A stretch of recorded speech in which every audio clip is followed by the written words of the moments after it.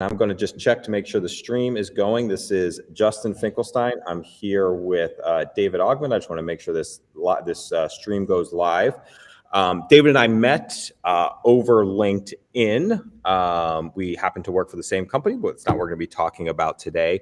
David's got I'll call it one of the most inspiring stories, and I'm not going to take too much away from it.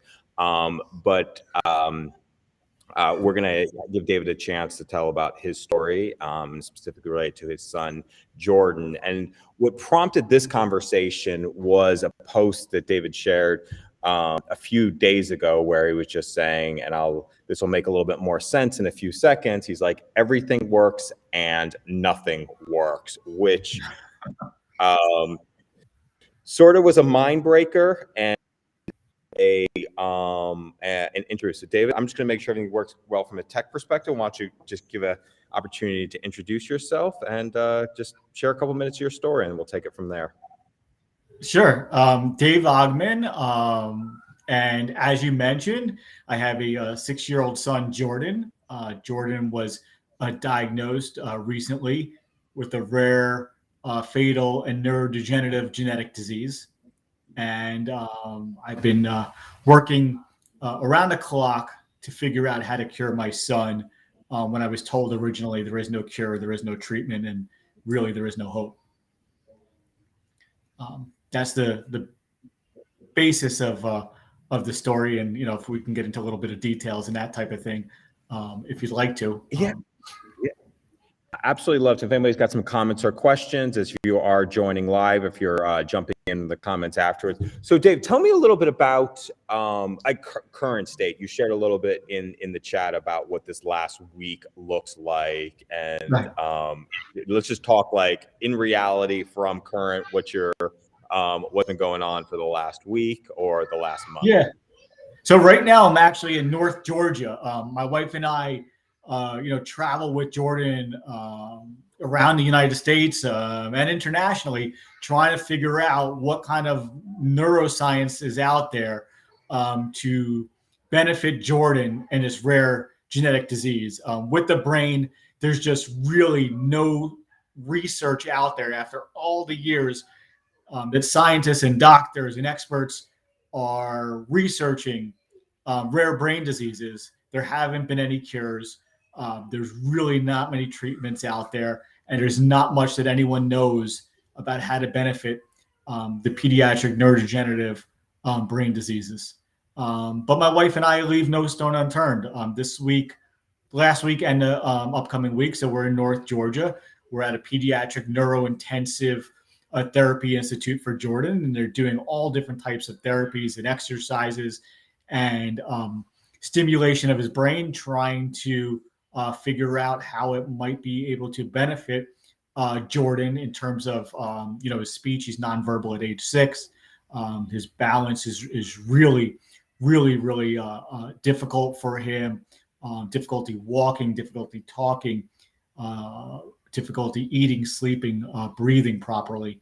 So we try to do everything we can to figure out what we can do to kind of figure out what we can do in the meantime for Jordan as the scientists are trying to develop Jordan's life-saving gene therapy cure.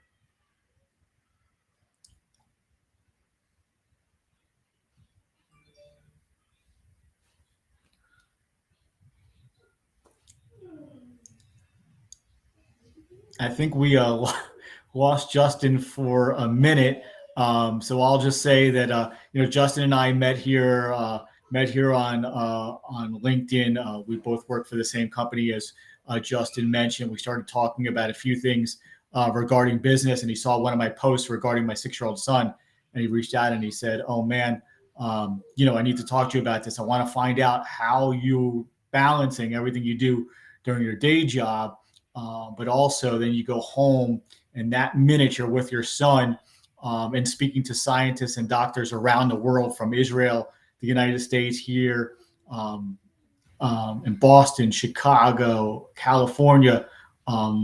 My scientists that I'm working with, Dr. Barry Byrne, the PhD, MD director of the University of Florida Powell Gene Therapy Center in Gainesville, Florida, He's absolutely a brilliant scientist. And when he met with me and Jordan, I said, we just got back from Harvard, and they told us, maybe Jordan has maybe a year to live, and no kids have ever, survived this disease. No kids will survive this disease. There's toxins building in their brain. There's nothing you can do. And Dr. Byrne at the University of Florida said, David, this is my obligation to save Jordan. We're going to figure it out. And we're going to create the life-saving AAV gene therapy cure. Not many of these have been done before. I think only a handful have actually been developed, one of which is what we're working on, and we're having tremendous progress. But as you know, the whole world saw what it took during COVID, billions or tens of billions or hundreds of billions of dollars, whatever it was that went into developing the COVID vaccine and the COVID therapeutics, with hundreds or thousands, tens of thousands of scientists around the world all working together to figure this out. We're doing the same thing for Jordan. Unfortunately, it's just me, a rare disease warrior dad, as some might say, trying to figure this out, working during the day, and then at night trying to develop this cure that's really never been developed before for such a rare and fatal brain disease that's found in these handful of children that have been diagnosed with TEC-PR2, TEC-PR2 is the name of Jordan's disease. It's so rare, it doesn't even have a name. It's just really the name of the gene. And when we were diagnosed, they pretty much told us no one knows anything about it. So that's where we are today. And welcome back. Yeah, thank you so much. So literally the internet went off in the whole place. I heard you on LinkedIn Live during that whole period of time. So I missed about 3 minutes of it. Okay. And let me just go in and give you what is, and I apologize because I'm going to be completely out of context. I missed the last couple. That was actually perfect. That was perfect timing, actually. So brilliant. It always is right on time, right? The right time. So here's the question. Because like when I originally reacted, it was like, when you have, we'll call it an impossible problem to solve. And it's like, if it becomes, for other people, it becomes almost inaccessible to start to work with. Like, what do you say to people that be like, I just can't even handle this. This is too big for me to not like it's too big for me to handle even solving. So I don't even know what to do. So no, absolutely. And it's super interesting because when we went to the hospital, it was down at the University of Miami, the neurogeneticist calls us in a few months later after doing the whole exome sequencing test and says, we have some news for you. We need you to come down to Miami and talk to us. Get down to the Miami, the neurogeneticist says, pretty much, we found out that your son has a fatal brain disease. This is nothing that we expected. We thought she was just going to say it's a speech impediment, or Jordan's walking is going to improve. It's just low muscle tone. She says, David, Stacy, your son has a fatal neurodegenerative disease. No children have ever survived this disease. You don't have much time. There's no research. There's no cure. I'm sorry to tell you, there's no hope. I hope you just take Jordan home and love him.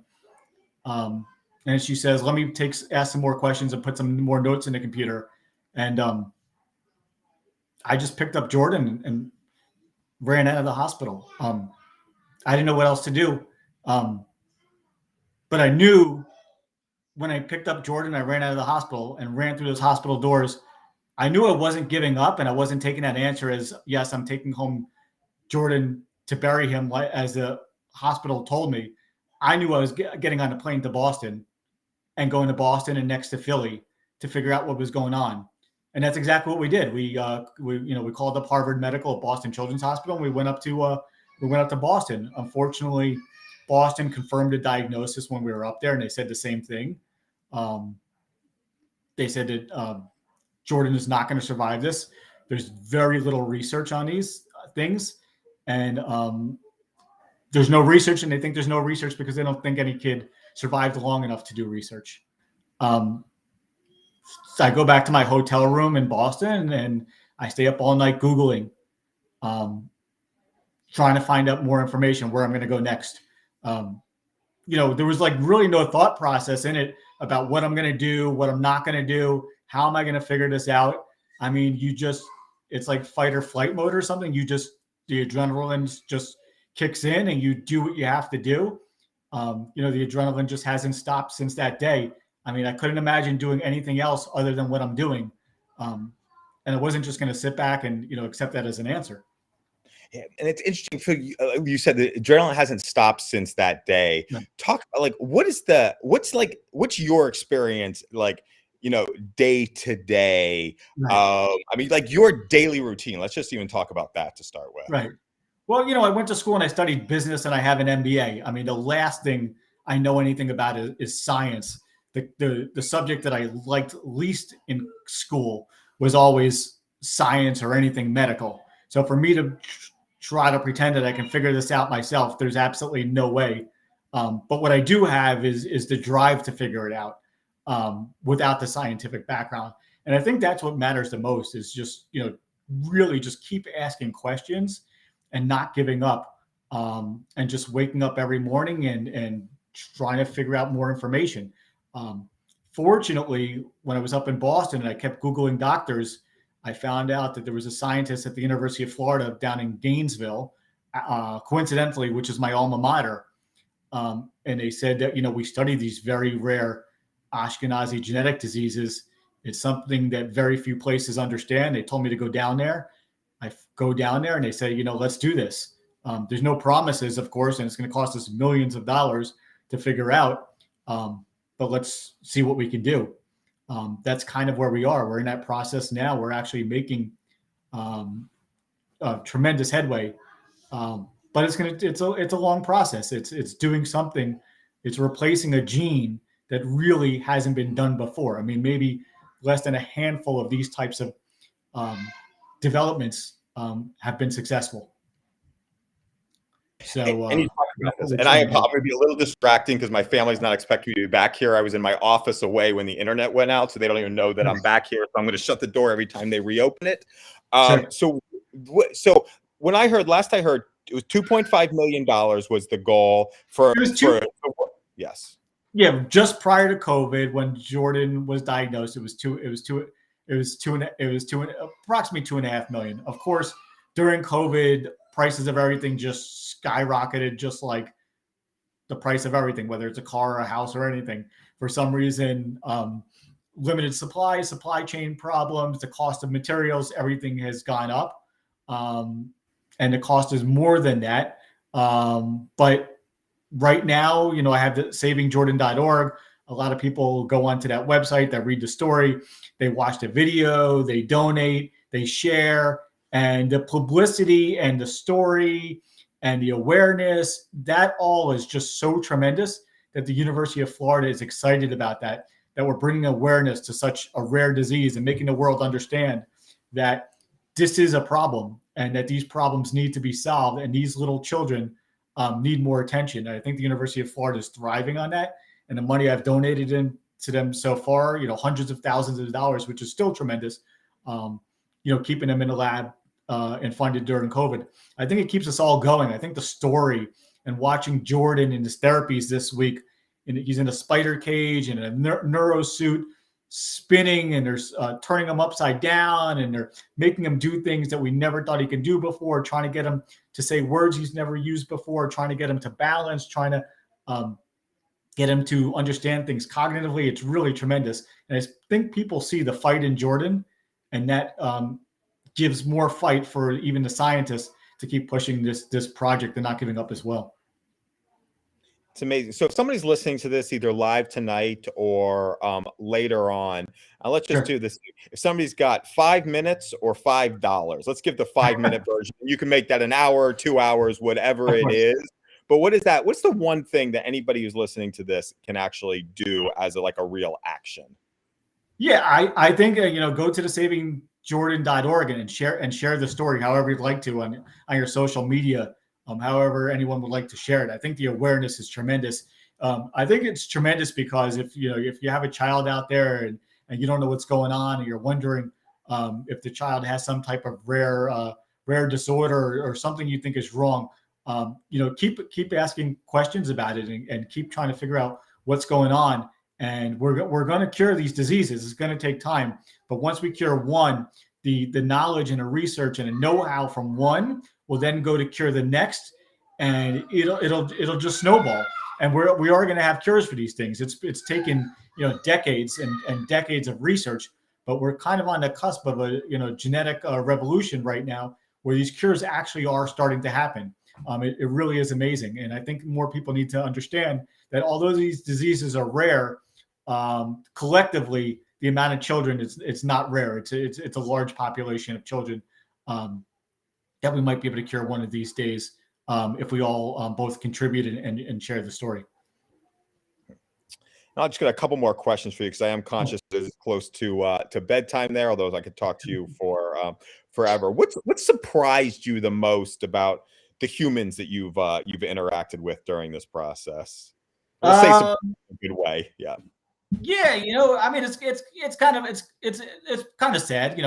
A family unfortunately disappeared, and strangers showed up. Family, I don't know if they just they just questioned it. They were nervous. They don't know how to interact. How do you interact with Jordan, knowing that he has this fatal brain disease and he might not be here with us much longer?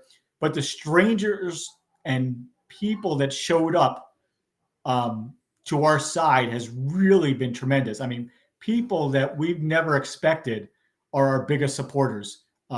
Opening up the Rolodex and introducing us to everyone they know, not just monetarily, although people have made tremendous donations from around the world. I look at where the donations come from. We have donations from Dubai recently, Singapore. I don't know anyone in Dubai. I don't know people in Singapore. I don't know people in the UK. I mean, donations coming in and comments. It's really tremendous. But also the strangers that just step up and they say, "What can I do? Can we bring you a hot meal? When you're in the hospitals, can we watch your daughter?" I mean, just strangers reaching out all the time, texting me all hours of the night, checking in. I think the strangers that stepped up, they're like angels that came out of nowhere that have really been a tremendous support. Even speaking to you and saying, and Justin, you said, "I want to share your story."